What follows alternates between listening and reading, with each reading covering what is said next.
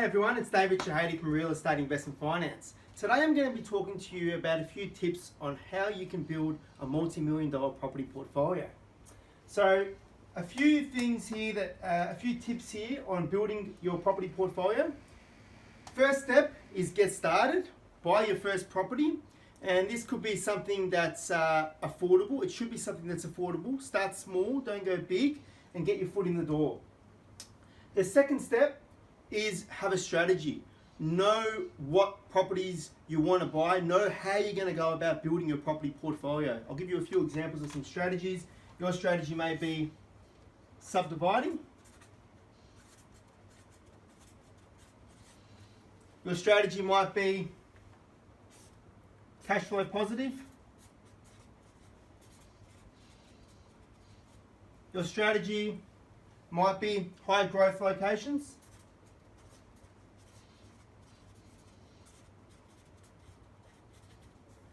Your strategy may be renovating. That's a few examples of the different strategies that you may implement as a property investor. Look, all strategies will make money, but you just need to know which strategy is suitable for you. Third, build your portfolio. 90% of property investors get to one property and they are unable to move beyond that. They sit on one property, and one property isn't going to help you achieve financial freedom.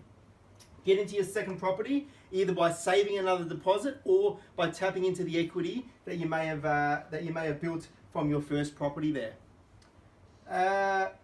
Fourth, cash flow and growth. Once you've got your second, third property, you need to focus on cash flow and growth. Cash flow, so you continue having the income that you need to qualify to get lending to keep building your property portfolio, and growth within your property portfolio so that you've got the equity there to access to be able to fund the next deposit for your next purchase as well. It's very, very important once you hit your second, third, fourth property that is your focus. Fifth tip on building your multi-million dollar property portfolio is you need to build your team. Have a team there to support you. Now, your team involves an accountant. You need a good solicitor.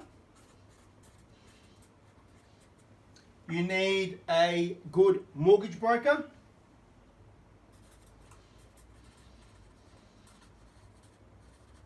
You need a good property specialist.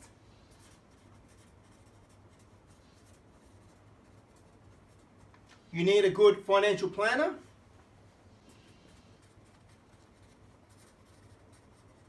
Excuse my writing. I'm not the best writer. I was born to be a doctor by the looks of my handwriting, and then I became a finance and property specialist. So there you go. So you do need to have that team around you to be able to support you in building your property portfolio. It's very, very important that all of your teams specialize in investing in property and they're familiar with investing, and it would be beneficial if they were also property investors as well.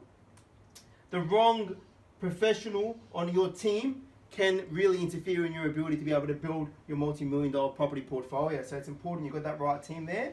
Sixth tip is having the right loan structure. Now, we see in our business daily investors get this thing wrong, and they don't understand having that right loan structure and the importance of it. And what a lot of people do, and you can't blame them, and it's a common mistake that's made, is they walk into the bank that gave them the mortgage for their home, and they want to invest in property, and they'll go back to see their banker to get a loan for their investment property portfolio. What they don't realize is that is harming them in terms of being able to build their multi-million dollar property portfolio. The main reason is banks by default cross-collateralize your property portfolio.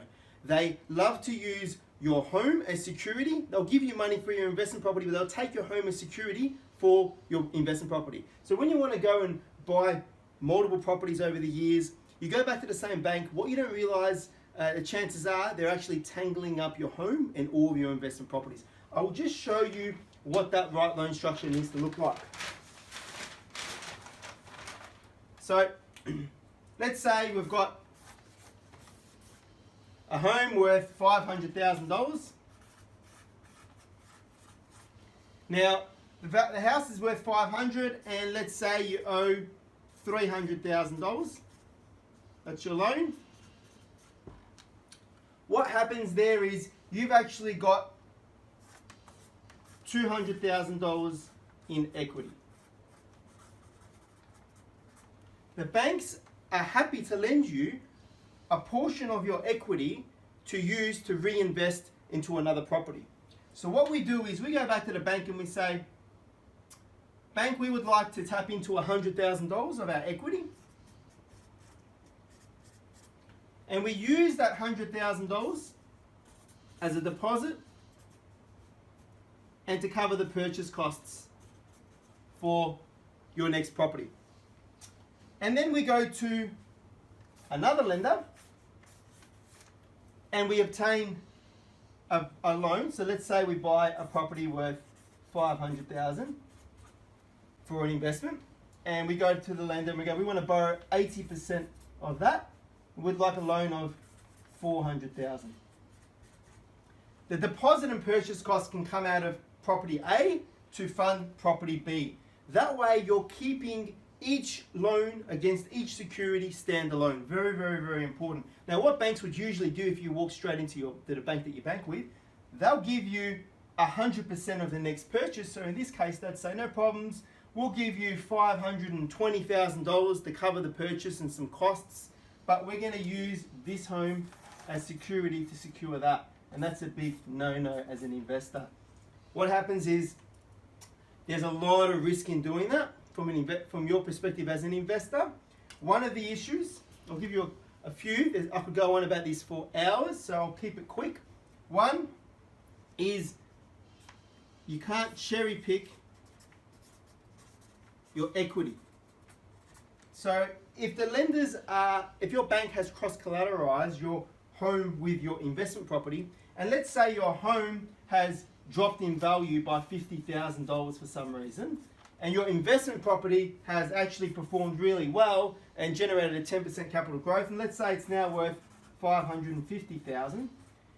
If your two properties there are cross-collateralized, your $50,000 growth in your investment property will erode and be lost through the decline in this property. So really you've gained no equity. Now if you had these two properties stand alone, we could access the equity out of that property, for example, to fund the deposit and purchase costs for your investment property, and the banks won't be taking this property's position into account. That's one. Now you can see if you had multiple properties, some go up, some go down. In the short term, you're really being able to impact on your ability to really have your best chances of tapping into the equity there. So we want to keep them standalone.